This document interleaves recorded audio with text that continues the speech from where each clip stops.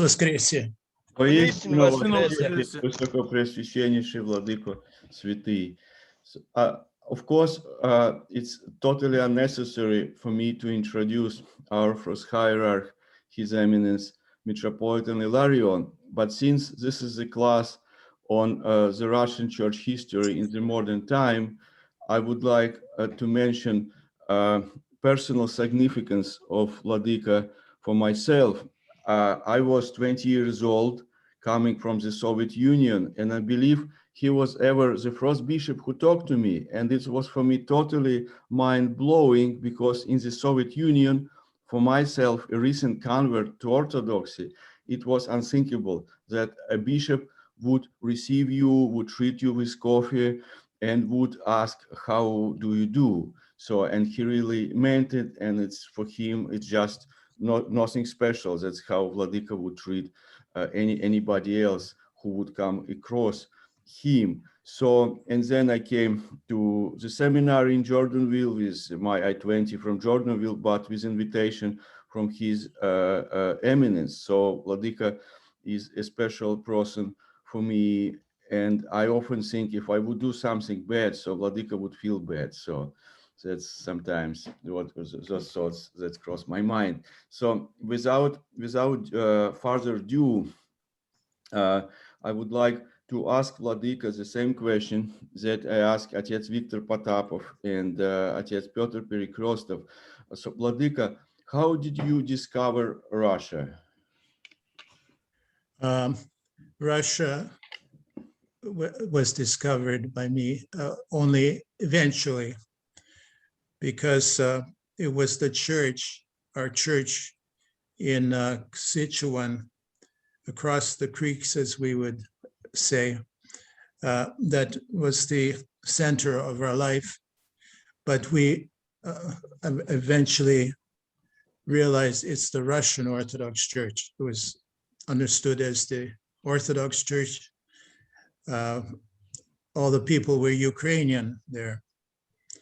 And, but we, as in most Russian communities and Ukrainian communities, there was a division among people. Some people wanted a Ukrainian Orthodox Church, so they separated and had their own little church. There was not as many people as at the Russian Orthodox Church, which was our church. There were also Ukrainians who were Baptists, and also Greek Catholics. They had their own church, the Greek Orthodox Ukrainians under Rome. But our church, I think, was the liveliest in our area. There were more people, and especially if there was a death in the community, everybody came to the funeral service, even the Uniads, the maybe Baptists who knew everybody, the whole community would say goodbye to one of the neighbors. So despite the different natures of the churches, people came together whenever there was a change or a death in the community. I remember that there were old customs. When a person died, the people would come, spend the whole day and night in the house of the deceased. The deceased would be lying in the living room, and somebody would be reading the Psalter. And the women would be in the back rooms starting to bake things, preparing for the funeral, for the lunch. The lunch was one of the most important things after the funeral. And the cemetery was right next to our church. So it was just a matter of bringing the body to the church, and then the men would carry, pallbearers would carry the deceased, the coffin, straight to the open grave. I remember every time we'd be in church, we'd then go out after the service to walk among the graves and try to remember who was that person that had passed away. With a lot of old people that I had never seen, but this mystery of death was very, important, I think, in the lives of everybody. So now my parents are also buried there, my father and my mother.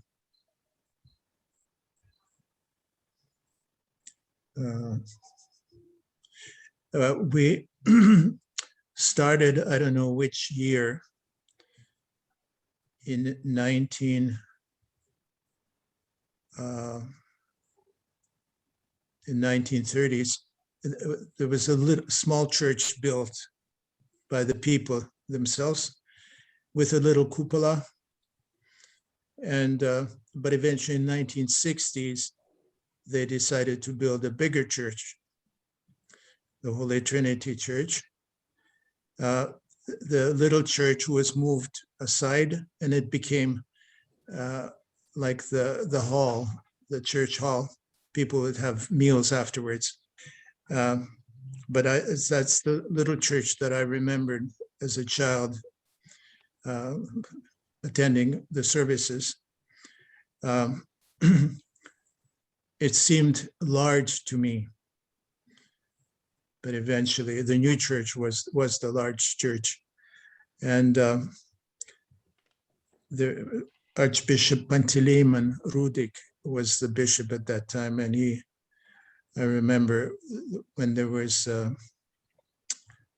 the consecration of the church, which took place 2 days. I remember also the visit of Metropolitan John Wendland. Metropolitan John Wendland was in New York for about a year or two. He's a very well-known hierarch of the Russian Church, and known for his holiness as well. And there are several books written about his life. He's buried in Yaroslavl, in a cemetery, in a convent, Yaroslavl. So as a boy, I had a camera, and I took a few pictures of him standing outside our church, but I didn't come up too close. I was too ashamed to come up and take a photograph, but the photographs were okay from a distance. So most of all, I knew Archbishop Panteleimon. As a boy, he said, "You're going to be a priest," and I was very pleased always to agree with him that I would like to be a priest of the church. So that's the what I remember. I remember a lot of the old priests that, like in the original period, whichever jurisdiction had a priest traveling, people would be happy to have him serve the liturgy. So probably there were some from the what became the Orthodox Church in America, the Moscow Patriarchate, and also Vladika Iosaf of the Zarubezhny church outside Russia, who lived in the early 60s, I would say, in Canada, 50s and 60s, he would travel sometimes on foot to go from parish to parish in all sorts of weather.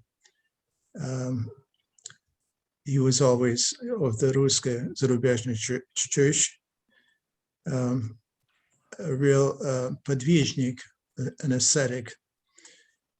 He was later transferred to Buenos Aires, which was not the climate that he liked. He liked the cold of Canadian winter, whereas in South America it's a difficult climate, very hot in summer.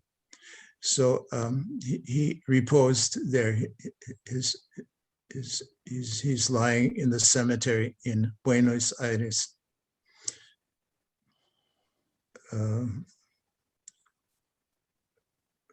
But many people remember, the people who are now gone, of course, of his travels by foot, by bus, to different parishes to celebrate the divine services in the parishes which are very scattered in Alberta, in Saskatchewan, and all the provinces of Canada. I remember some of the old priests.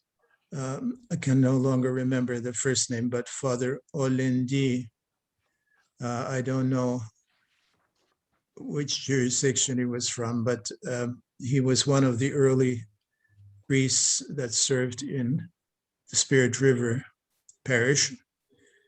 The Spirit River Parish was in an area called Sichuan. It's an Indian name, Sichuan. And it's referred to as across the two creeks.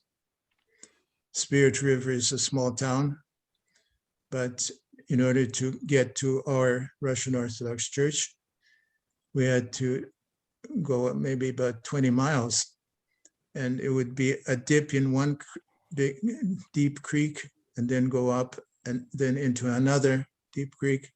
Sometimes when the weather was really bad and the road was muddy, there were problems how to get through, or slippery roads in winter. But people came from different places, different farming from their farms, and they would gather at our church, not just as a religious center, but also as a social one. People would have sandwiches after the service, would gather, have coffee, and communicate with each other. As I said, when a funeral or a wedding took place, almost the whole community would come. With weddings, maybe less because they have to be invited, but the departure of somebody from the church community was always commemorated by people coming to the service. I remember the priest, Father Olendi. His first name, I don't know, Father Kokolski. And then the church sent two priests from Ukraine. One was Otец Konstantin Stachovsky. I remember now his last name. And the two were very well educated priests. They came from somewhere in Ukraine for a period of time, maybe 5 years they spent. So Father Konstantin Stachovsky would come to our church. And I remember asking him for a prayer book. So he gave me one of those early Moscow Patriarchate prayer books. I said, which prayers should I read? So he marked, certain ones, not too many to read, but certain prayers. I still have those marks in that prayer book.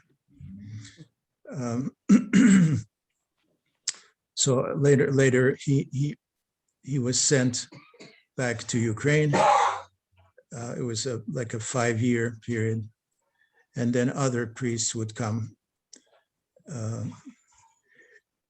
Archbishop Panteleimon lived in a house in Edmonton. It was a very nice house. He had a helper, Hierodiakon, Archdeacon Dmitry Shchur. He was a monk from the Kiev Caves area, and there were 3 of them that emigrated with Archbishop Panteleimon. There was our Father Gelasi, my Barada, who lived at the Synod of Bishops for many years. He's reposed now. It was also Father Dimitri, the head of the mission in Jerusalem. And the third was the helper of Archbishop Panteleimon in Edmonton, Archdeacon Dmitry Shchur. So Dmitry, you would remember his last name, the head of the mission, Biakai is a Caucasian name because Dmitry converted from Islam in his youth. In Kiev, there was a holy bishop, Abashidze,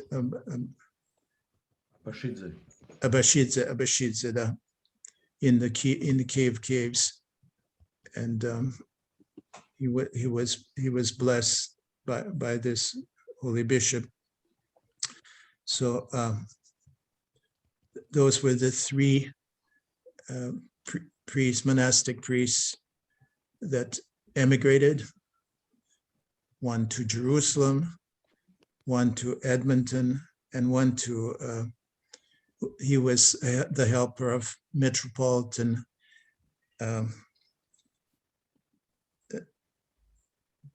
after the Metropolitan before Vladika Filaret. Remind me. Yeah, Anastasi Vladika. Anastasi, yes. Yes, he was the helper of Anastasi as a hierodeacon. And then he was ordained as a priest. He reposed after many years being the confessor for people at the Synod of Bishops, and a very holy person, Father Gelasi, my Borada.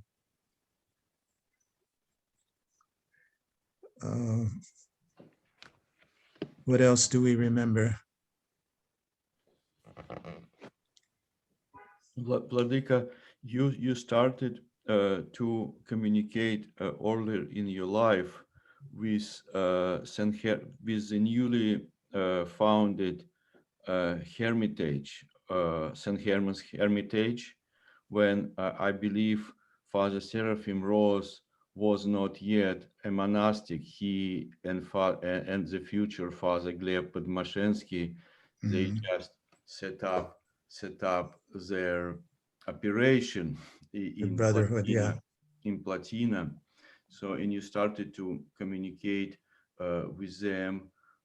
So you were searching for something. So you kind of, from what you described from the very early age, you was very, how to say, attracted to church, to everything church. But at the same time, you spent a lot of time in your school.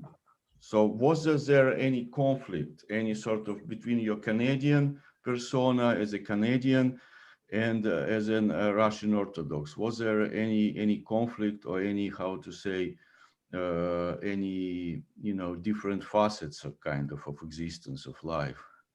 Actually, none whatsoever. After Mhm. school, which I like school.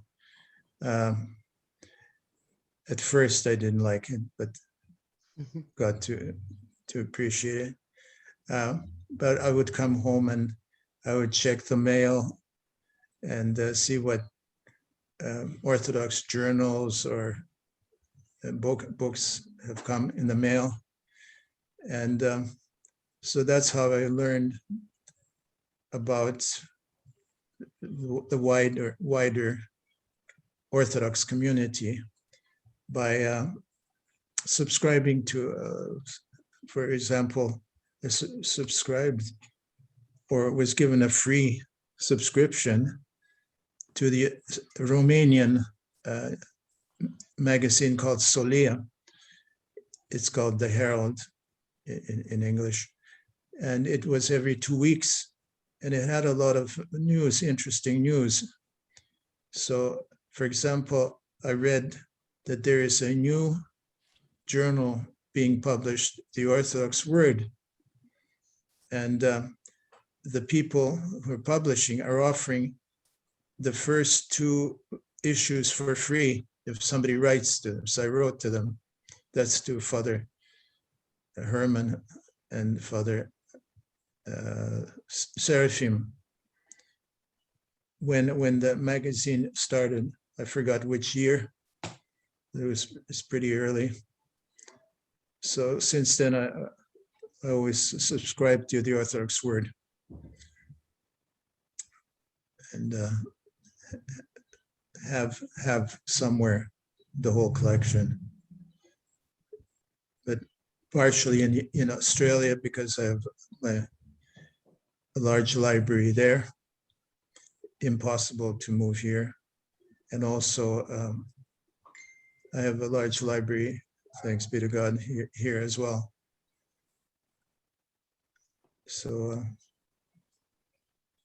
this is, we had a good friendly connection with Father Seraphim Rose and Father Herman. I once visited them on my way from visiting Alberta. I took a bus or a flight down to California and went to Platina and met Father Herman. Father Herman we knew because he had come to Jordanville, and also Father Seraphim. He'd given a talk when we were students in Jordanville. But I did have the opportunity to visit Platina in its primitive stage, although it is to this day quite an outpost which requires a certain type of patience, I guess, living on top of a hill in the cold wind.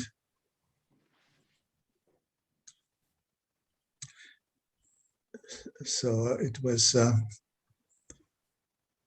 a great loss when Father Seraphim reposed. But the tradition continued and continues to this day in the Platina monastery. There were certain difficulties there with changes of jurisdictions, and it ended up now under the Serbian diocese, whereas should have always be within our church, but that's how things happen occasionally.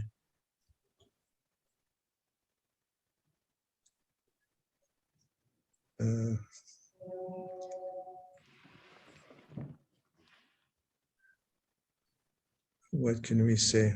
Vladika, you decided to go to Holy Trinity Orthodox Seminary to obtain your theological education. Did you consider other places? How did you decide to go to Jordanville but not anywhere else? Yes, in the early years, when Archbishop Panteleimon Rudik would visit our parish, and we were already talking about where I would go to study in seminary. He wanted to send me to Leningrad, where there was Metropolite Nicodim at that time.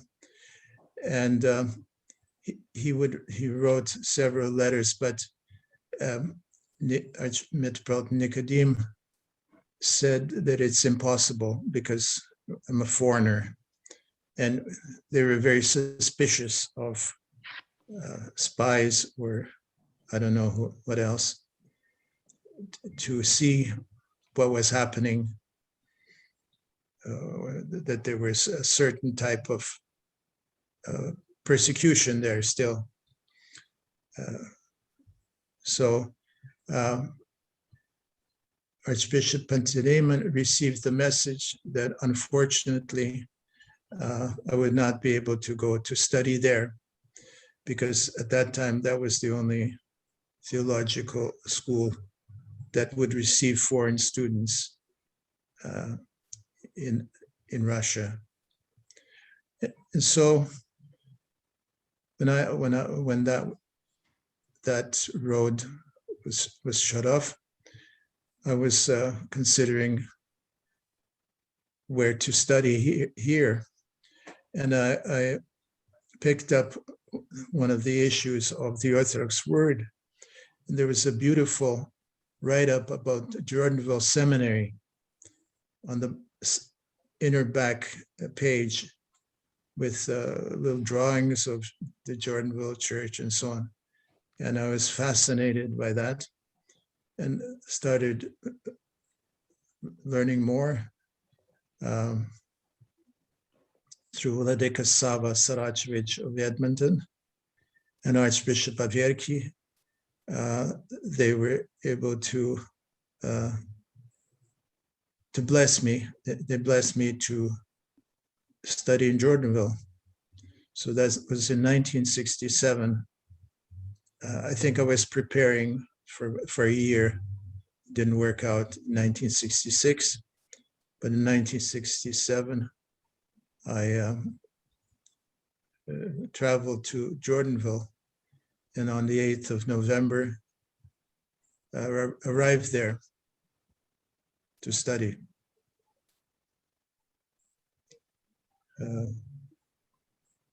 I was picked up at the bus station by Father Ioan Melander. He was a hierodeacon at that time. Father John Melander. So, of course, Jordanville was like a wonder world for me. It was even difficult to get used to it because so different from what I was used to, sort of being a loner type at home. And here's all these monks and seminarians.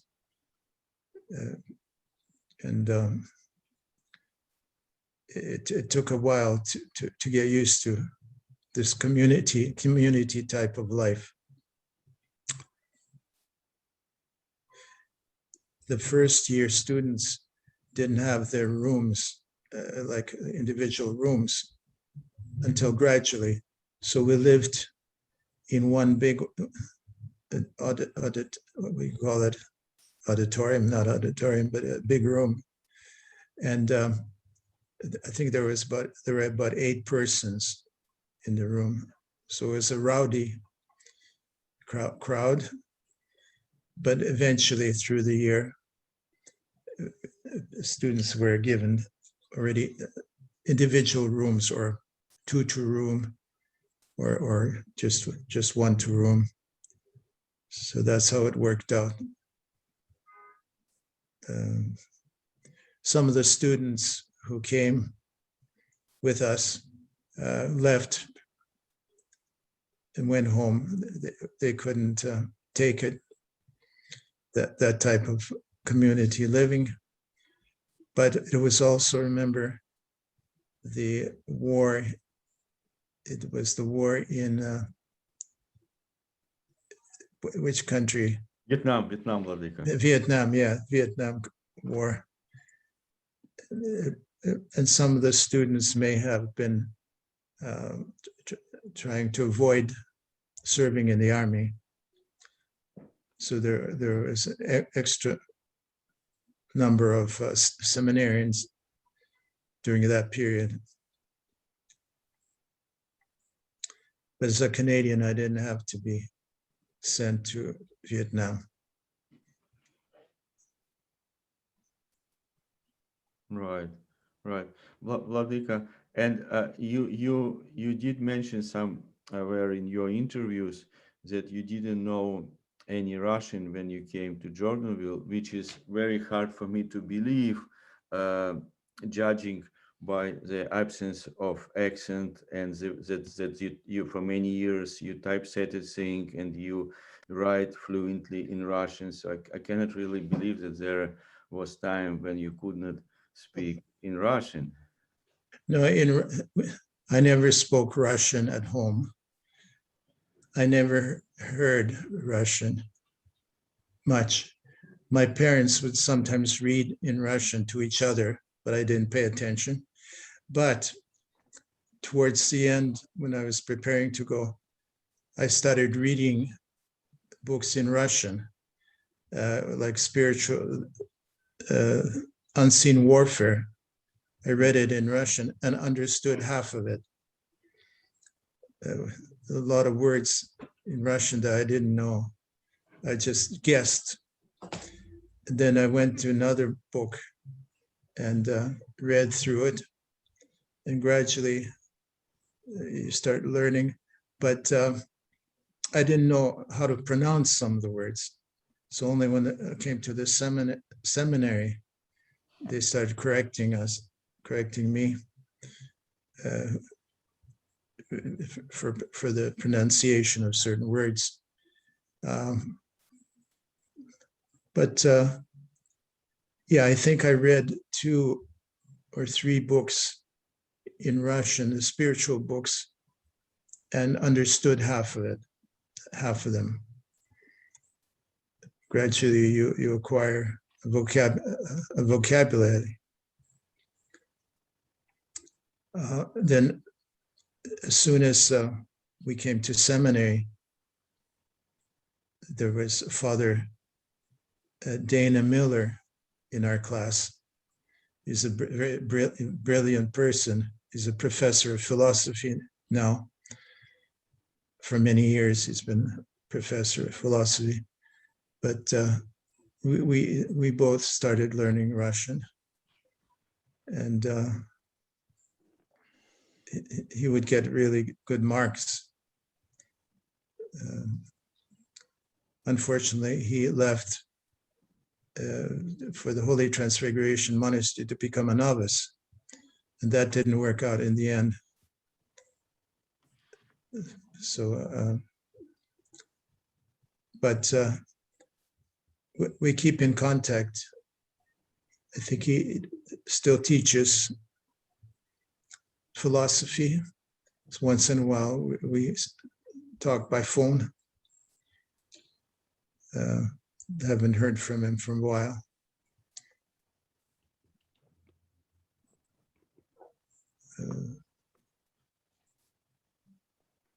Vladika, you worked at the print shop and became the editor of Orthodox Life. What was the perception in Jordanville of Russia or the contemporary Russia, not the pre-revolutionary Russia, and the Russian Church back then in the 70s when you worked there. Yeah, when when I arrived, Father Ignacy Tripachka, he was in charge of the printing, the typesetting part of printing books.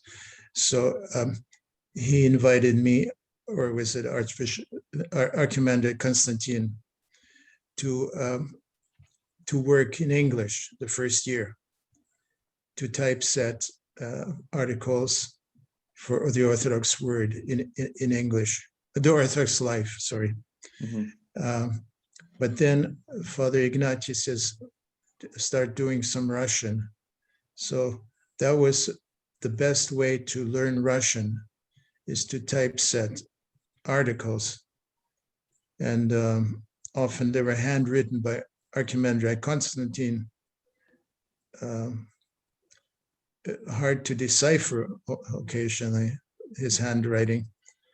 But that was an excellent way to learn Russian, is to work in a print shop, typesetting, and then the corrections, you either make your own corrections, or Father Constantine would correct the work which we did for spelling. And so working in a print shop, you try to achieve total correctness in your work, so as not to have to redo all those lines. So working, as I said, in the print shop in Russian is the best way to learn vocabulary, spelling, and it remains in your memory. Yeah, so the first part of the year I worked in English, then they asked me to work in Russian, and the machines were Mergenthaler linotypes. They were old, but still working, but often because they used molten lead, there would be seizures. Sometimes it would splash over even on my feet.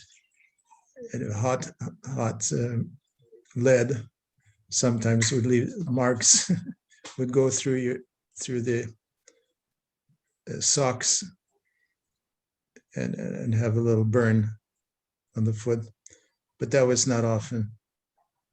But sometimes the machine would be flooded by this lead. Just little accidents would happen. So Father Ignacy would take over it, take apart these solidified lead pieces. But I enjoyed working on that type of machine. It had two, what do you call these? Two,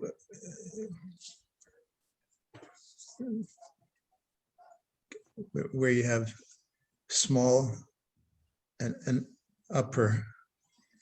There were separate claviatura. По-русски, да, клавиатура.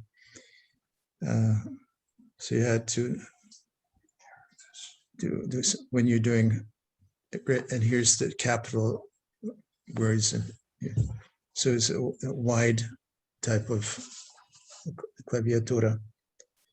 It's sad that the machines had to be thrown out. But I guess progress, continues. And actually, worked on the first primitive computer typesetter, which had a lot of imperfections. It was hard to work on it. Eventually, the regular computers came in, laptops. That became easy, but there were a lot of problems in between. It was called a linoterm. This machine, the name of it was linoterm, and it had imperfections.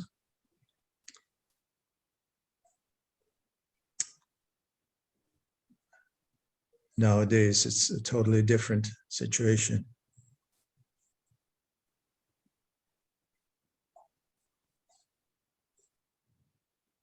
I remember the day you walked through the door, Synod.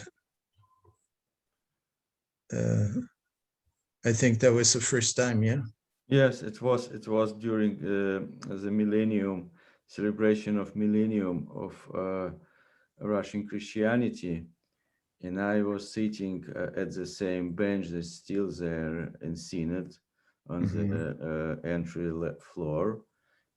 And suddenly Lyudmila Timofeyevna Miroshnikova appeared and shouted at me, "Are you Russian? Stand up, the icon is here." That's good.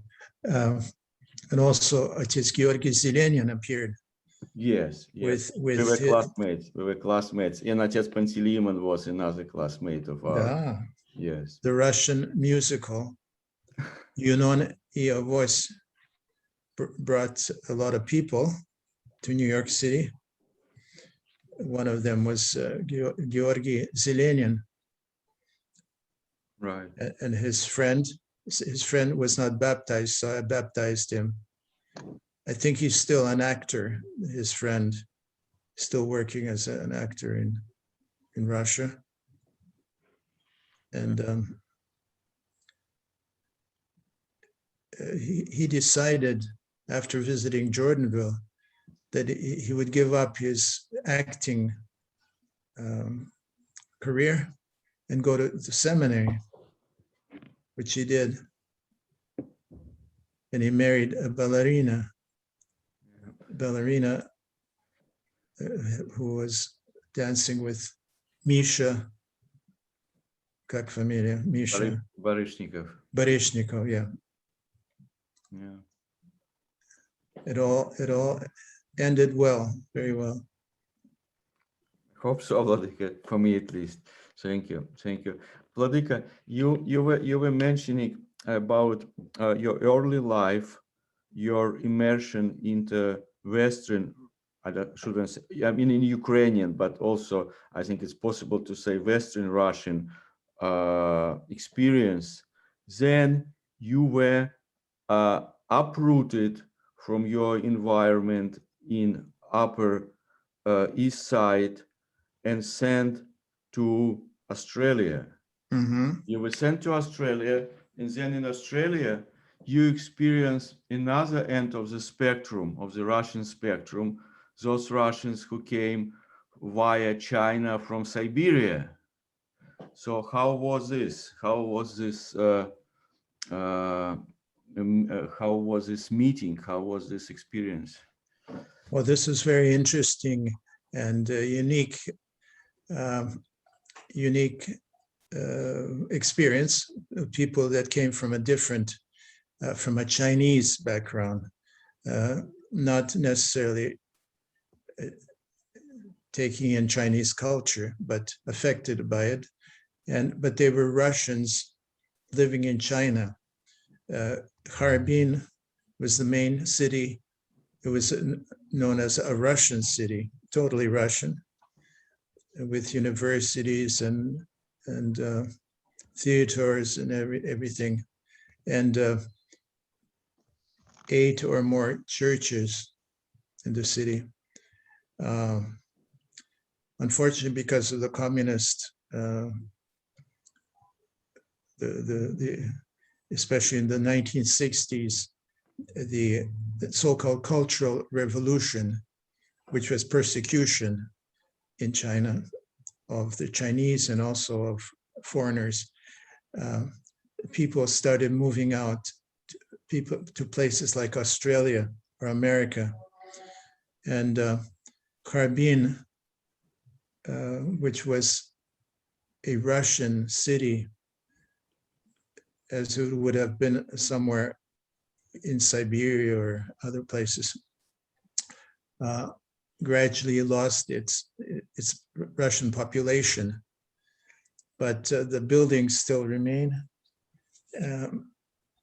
Different hotels that people used to attend or go. They're still there, although Harbin is becoming less and less Russian, although more current Russians from Russia come there for business. So there still are Russian people there, and some Orthodox Chinese in Harbin. The buildings are still unique Russian buildings, like the Hotel Modern. It's called Hotel Modern. There was like a beer place with the three bears, the picture of the three bears, that's still there. So many things still remain from the past.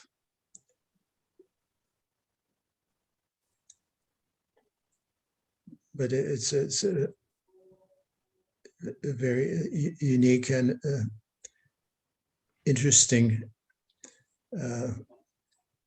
event to travel to China, to see the places where Russians used to live. And, it's good to go as a group and with people that had lived there previously.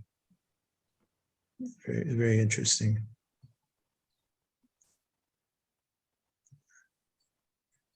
But I visited not only Harbin, but also the city where Saint Святой, you have to remind me. Iona, yeah. Unfortunately, his relics are hidden away or destroyed. They may have existed in two sacks with bones. One was of the Archimandrite, who had died like a month apart from Saint Iona, and they had been buried one next to the other. But apparently the Chinese had unearthed the bones and put them in these sacks, but nobody knows now where they are, these bones.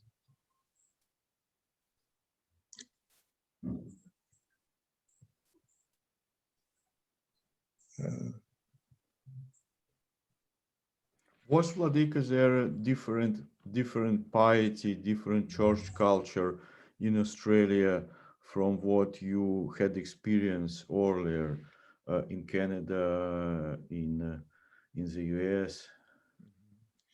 Well, more in Australia, it's more organized because the people had inherited, church life, and when they moved to Australia, they started attending churches or building new parishes, and they knew all the customs, the feast days, and so on.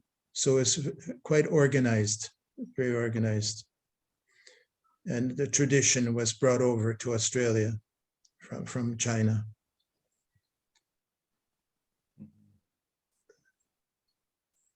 Unfortunately, the old people are now passing away gradually. But young people have also but continue to follow the traditions of their parents and grandparents. So that's, thanks be to God for that.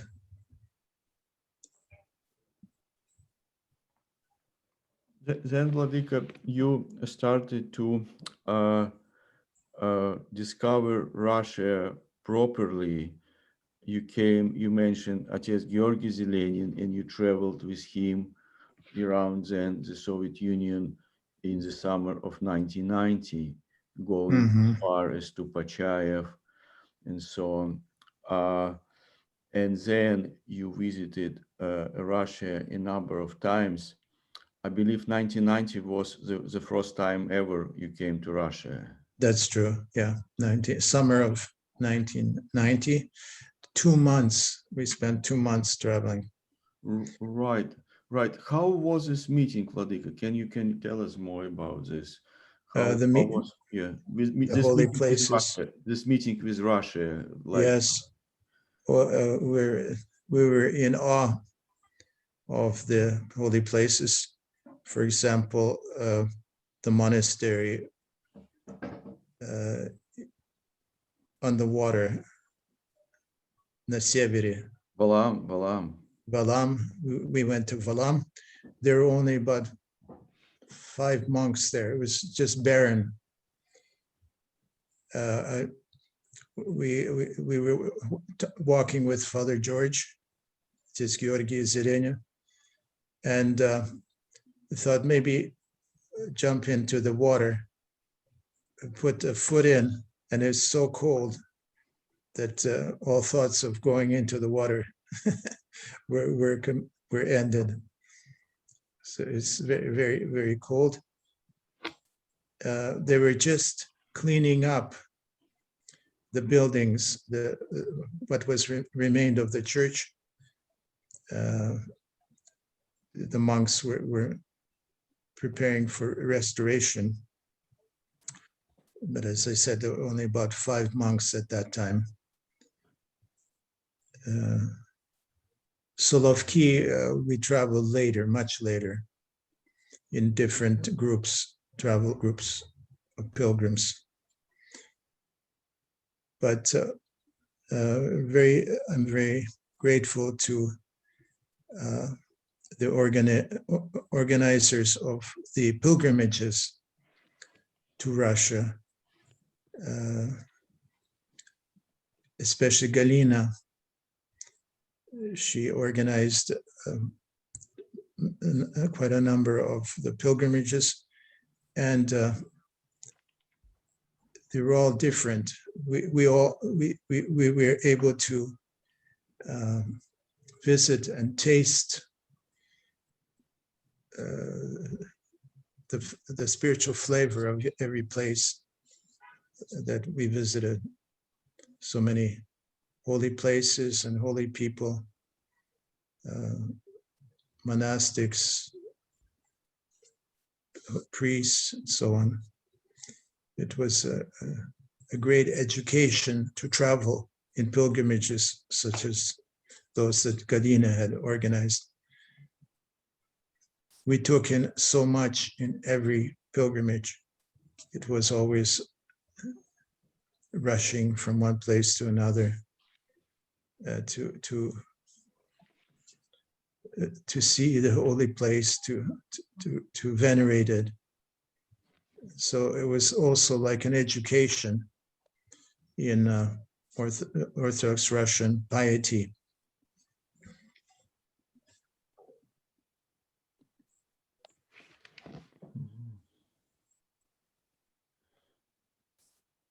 Thank you, Vladika. I hope we didn't tire you with all those questions. So not at all. Thank you. It's a joy.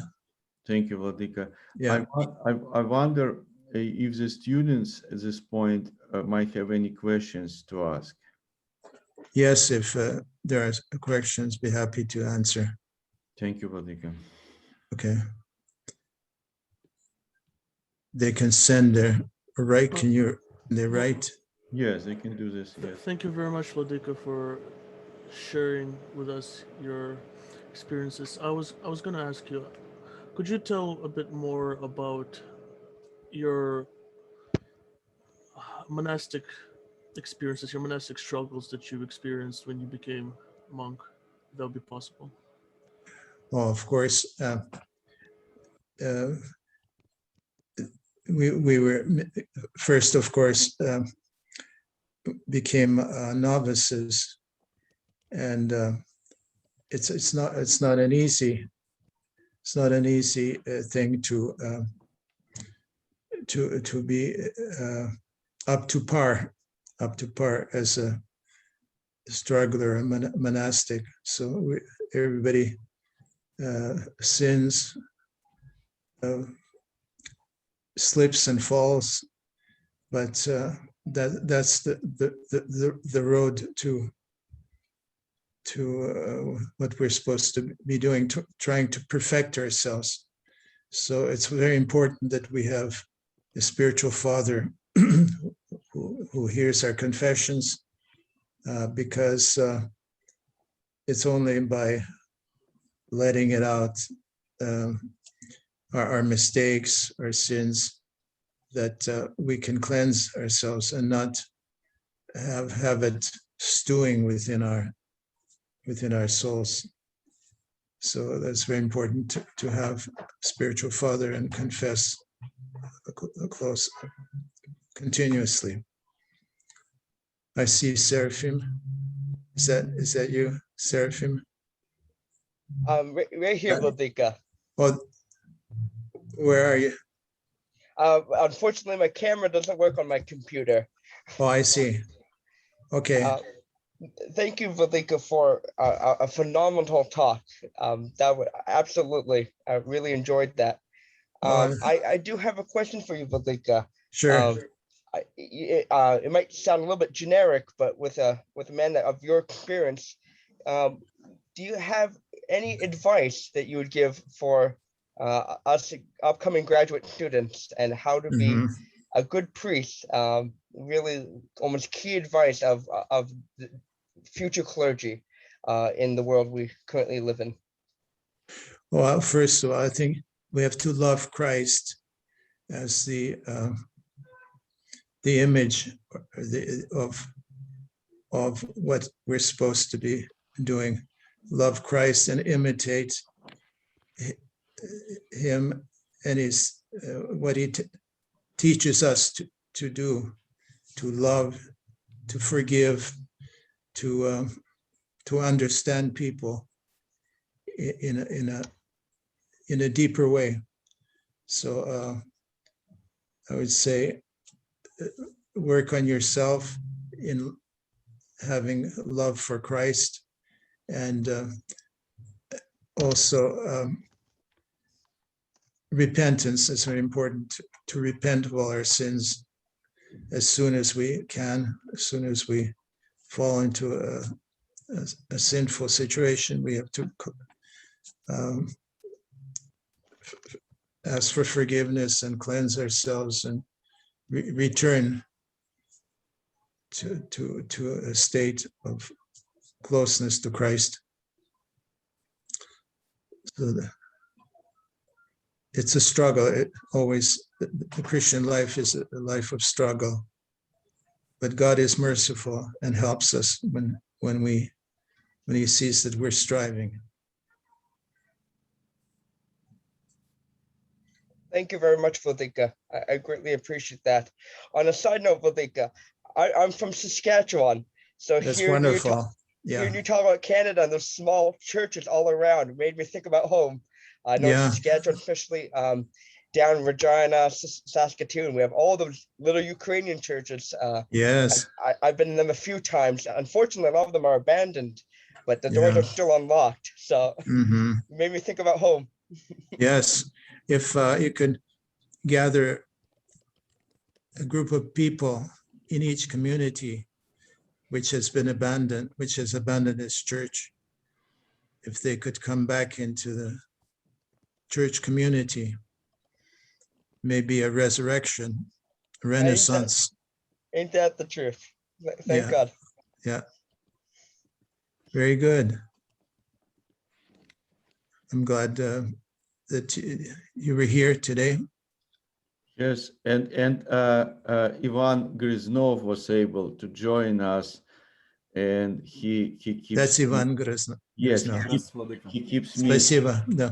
He keeps me exciting because he's the only one who constantly has his monitor on. I can see. I have a dialogue with someone. I so got used to seeing those dark. That's good. screens. So It's good to learn that way. So Ivan Griznov, you have this opportunity to ask a question, Vladika. If you give me a little bit of time, I just joined, and Yeah. I came with my head empty. So yeah.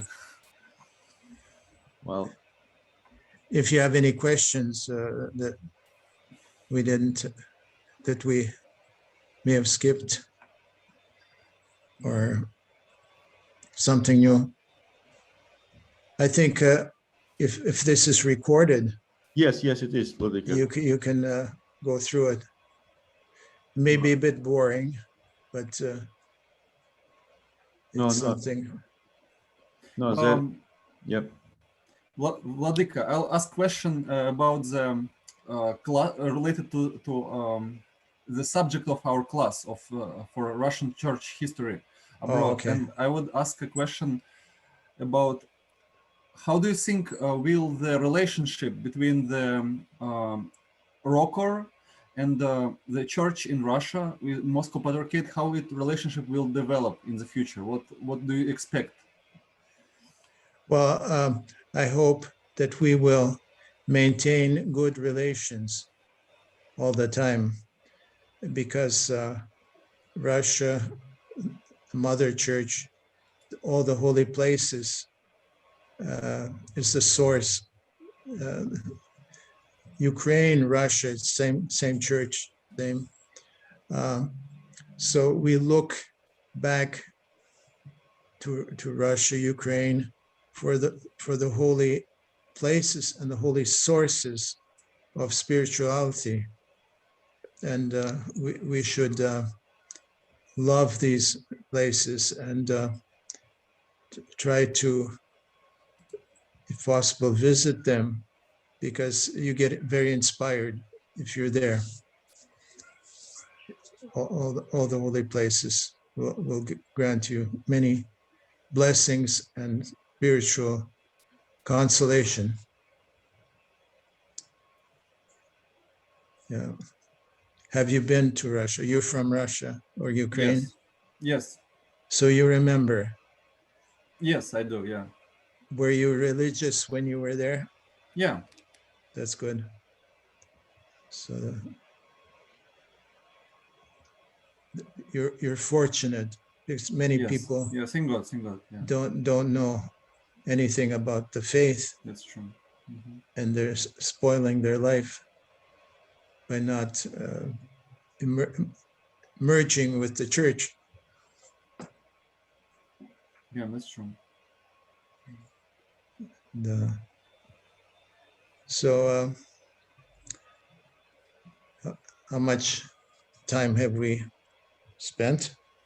Well, probably over an hour. We spent over an hour, Vladika. Oh, So it seems to be like a gentle hint towards the conclusion, right, Vladika? So it looks like it. Yeah, you probably have work to do. right. So Vladika, thank you. I cannot thank you enough for making time for us and with your schedule. And we tried a number of times, and it didn't work. So finally, we succeeded. And I think the whole event when the Frost Hierarch talks to students is very memorable. It's very memorable. So on behalf of our class, I would like to thank you profoundly for this event. Thank you very much, Thank Vladika. you. Thank It you, was a Professor. joy. It was a joy for Pleasure. me. Thank you. Thank you for being here today. God bless. Thank you. Христос воскресе. Воистину воскресе. Воистину воскресе. I will ask Brother Seraphim to sing "Shine, oh Shine" in the Okay. flute. Shine, shine, O New Jerusalem, for the glory of the Lord has arisen upon thee. Dance now and be glad, O Zion, and rejoice, O pure Theotokos, in the rising of him whom thou didst spare. Amen.